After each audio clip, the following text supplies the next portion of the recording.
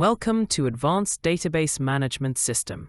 In this section, we discuss about database, table creation. Let's enjoy. Create table employees. Employee ID in primary key. First name, varchar 50. Last name, varchar 50. Email, varchar 100. Department ID int, hire date. Constraint FK department employees. Foreign key, department ID references department ID. End. Explanation of the above code. Create table employees. This line starts the creation of a new table named employees. Employee ID int primary key. This line defines a column named employee ID of type int integer as the primary key for the table. Primary keys uniquely identify each row in the table. First name, varchar 50.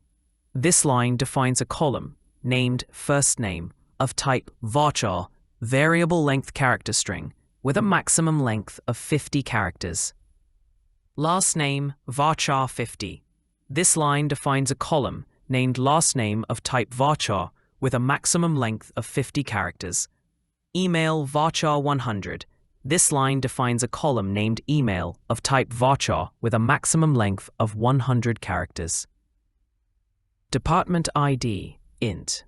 This line defines a column named department ID of type int to store the department ID of the employee.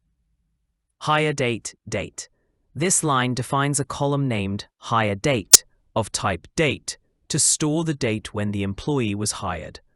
Constraint FK department employees, foreign key department ID references department ID. This line defines a foreign key constraint named FK department employees that references the department ID column in the departments table.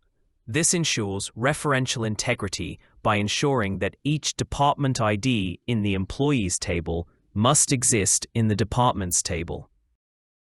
Thanks for watching the Advanced Database Management System lesson. Hope you enjoy the lesson. To learn more about Database Management System, please check the next lesson. Never stop learning. Thanks once again to enjoy the lesson.